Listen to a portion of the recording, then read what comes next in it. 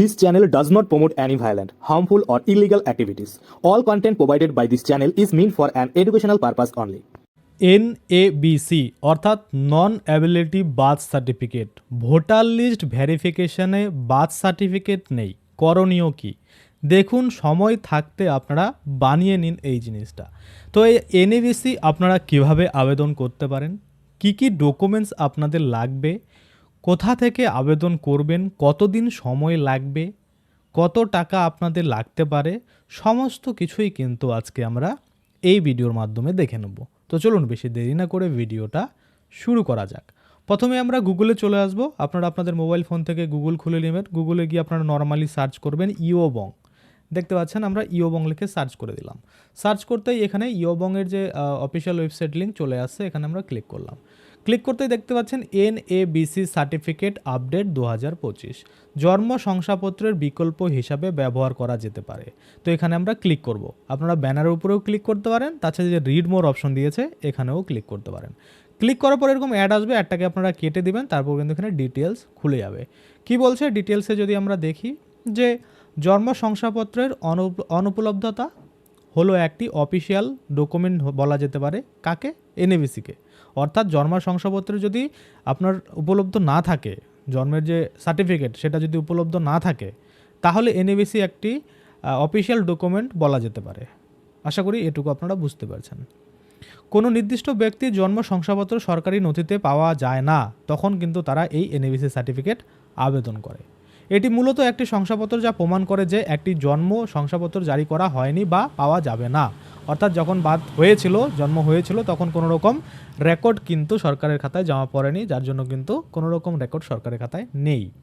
এটি বিভিন্ন পরিস্থিতিতে জন্ম শংসাপত্রের বিকল্প হিসেবে ব্যবহার করা যেতে পারে, বিশেষ করে যখন আসল শংসাপত্রটি অনুপলব্ধ থাকবে। অর্থাৎ আপনার কাছে জন্ম সার্টিফিকেট নেই, অর্থাৎ আপনার যখন বার্থ হয়েছিল তখন কোনো রকম রেকর্ড কিন্তু পঞ্চায়েত বা মিউনিসিপ্যালিটির কাছে নেই, তখন কিন্তু আপনারা এই এনএবিসি সার্টিফিকেট বানাতে পারবেন এবং বিভিন্ন পরিস্থিতিতে জন্ম শংসাপত্রের বিকল্প হিসাবে অল্টারনেটিভ অফ বার্থ সার্টিফিকেট এটা কিন্তু আপনারা ব্যবহার করতে পারবেন। এখানে বিষয়সূচিতে দেখুন অনেক রকমের বিষয় দিয়েছে, তো এতগুলো আমি আপনাদের বুঝিয়ে দিচ্ছি। বিষয়সূচিটা আমি অফ করলাম, সরাসরি এখানে আমরা দেখে নেব কি কিন্তু বলা হয়েছে। এনএবিসির মূল দিক আমরা যদি দেখি, তো এখানে বলেছে যে এনএবিসির উদ্দেশ্য যে একটি জন্ম শংসাপত্র সরকারি রেকর্ডে উপলব্ধ নেই তা যাচাই করতে ব্যবহার করা হয় এবং ইস্যুকারী কর্তৃপক্ষ কারা রয়েছে?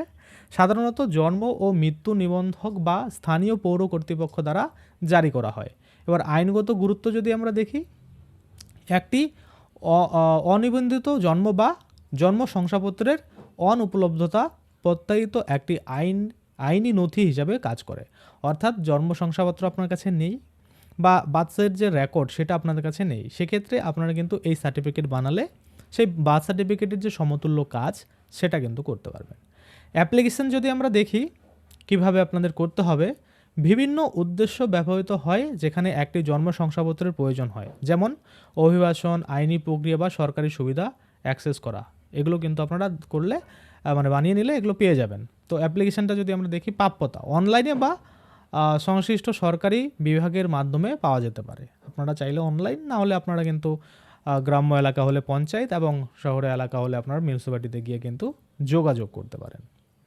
এবার কিভাবে একটি এনএবিসি প্রাপ্ত করবেন বা এনএবিসি সার্টিফিকেট আপনারা পেতে পারেন সেটা যদি দেখি, এখানে পরিষ্কার করে বলা হয়েছে যে উপলব্ধতা পরীক্ষা করুন। অর্থাৎ সরকারের যে রেজিস্টার খাতা রয়েছে জন্মের রেকর্ডের, সেখানে যদি আপনার রেকর্ড না থাকে বা প্রকৃতপক্ষে পাওয়া না যায় আপনার সেই তথ্য, তাহলে আপনারা আবেদন করতে পারবেন।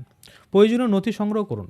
এর মধ্যে একটি হলফনামা, ঠিকানা প্রমাণ এবং অন্যান্য সহায়ক নথি অন্তর্ভুক্ত থাকতে হবে। আপনাকে আইডি প্রুফ, তারপরে অ্যাড্রেস প্রুফ আর একটি অ্যাপ্লিকেশন বা একটা দরখাস্ত বা একটা হলফনামা কিন্তু আপনাকে দিতে হবে। তারপরে যদি আমরা দেখি অনলাইন বা অফলাইনে আবেদন করুন। নির্ধারিত অনলাইন পোর্টালের মাধ্যমে আবেদন করুন বা সংশ্লিষ্ট পৌরসভায় অফিসে যান, আবেদন জমা দিন। আবেদনটি পূরণ করে আপনারা প্রয়োজনীয় যে নথি সেই কাগজপত্রগুলো সঙ্গে ফিল আপ করে তারপরে কিন্তু আপনারা জমা দিন।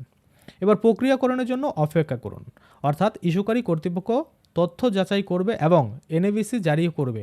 যদি জন্মের রেকর্ড সত্যিই অনুপলব্ধ থাকে তাহলে কিন্তু এই সার্টিফিকেট ইস্যু করা হবে।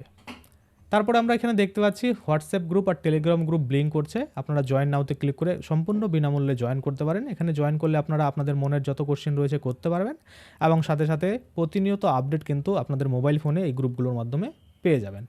যেমন যখনই এসআইআর শুরু হবে কী কী ডকুমেন্টস লাগবে, সিএতে আবেদন করতে কীভাবে হিন্দুত্বের সার্টিফিকেট কোথা থেকে পেতে পারেন, সমস্ত কিছু আপডেট এগুলোতে কিন্তু সেই দেওয়া হয়। তো আপনারা এখানে জয়েন হতে পারেন সম্পূর্ণ বিনামূল্যে।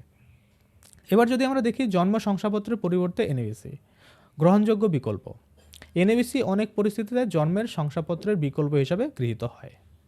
আইনি ভিত্তি জন্ম ও মৃত্যু নিবন্ধন আইন 1969 ধারা 17 অনুযায়ী জন্মের রেকর্ড পাওয়া না গেলে এনএবিসি প্রদানের বিধান করে। অর্থাৎ এনএবিসি সার্টিফিকেট আপনাকে প্রদান করবে যদি 1969 সালের ধারা নং 17 জন্মের রেকর্ড আপনার পাওয়া না যায়, তাহলে কিন্তু এই ডকুমেন্ট আপনারা বানাতে পারবেন। এবার পরিস্থিতি যদি আমরা দেখি, পরিচয়, বয়স বা জাতীয়তা প্রতিষ্ঠা সহ বিভিন্ন উদ্দেশ্যে ব্যবহার করা হয়ে থাকে।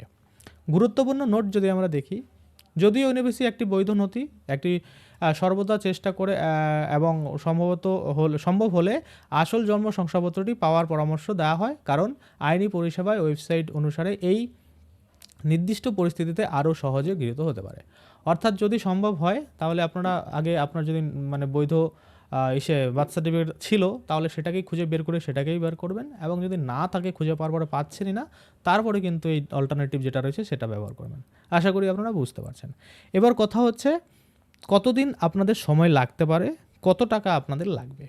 দেখুন, সময় আপনাদের 1 মাসের মতো লাগতে পারে, 15 থেকে 1 মাস, এবং আপনাদের টাকা কিন্তু 50 টাকা থেকে ধরে 500 টাকা অবধি লাগতে পারে। কোনো কোনো জায়গায় আরও বেশিও কিন্তু চার্জ করতে পারে, যদিও এটা কোনো অফিসিয়াল চার্জেস নয়, তারা কিন্তু একটা চার্জেস নিয়ে থাকে। তো এই রেজিস্টার খাতা খোলাখুলি করবে, খুঁজবে, ভেরিফাই করবে, যার জন্য কিন্তু 50 টাকা থেকে 500 টাকার মধ্যে আপনার কাছে চার্জ করা হতে পারে। যদি এর থেকে বেশি হয় তাহলে আপনি একটু দরদাম করে কমিয়ে নিয়েও কিন্তু করতে পারেন, কারণ এটাতে অফিসিয়ালভাবে কোনো রকম চার্জেস কিন্তু লেখা নেই। আশা করি আপনারা বুঝতে পারছেন। তাছাড়া অনেকেই কমেন্ট করছিলেন যে 2002 সালের ভোটার লিস্ট অনেকের বুথে নেই। তো সেক্ষেত্রে কিন্তু আপনারা এই যে এখন নতুন যদি দেখেন যে 2002 সালের সমস্ত জেলার লিস্ট দেওয়া হয়েছে, এখানে আমরা ক্লিক করলে দেখতে পাবো যে হ্যাঁ, সত্যি সমস্ত জেলার প্রত্যেকটা বুথের কিন্তু লিস্ট এখন কিন্তু আপডেট করে দেওয়া হয়েছে। দেখতে পাচ্ছেন ডিস্ট্রিক্ট ওয়াইজ কিন্তু রয়েছে। আপনারা অনেকে বলছিলেন যে দাদা নর্থ 24 পরগনার দেওয়া নেই, আপনারা একটু ভালো করে খুঁজে দেখুন, সব কিন্তু এখন আপডেট দিয়েছে, এখন সব জেলারই কিন্তু এখানে রয়েছে। এখানে মুর্শিদাবাদ ছিল না, আমরা মুর্শিদাবাদে ক্লিক করে দেখি আছে কিনা। দেখুন, মুর্শিদাবাদেও কিন্তু দিয়ে দিয়েছে।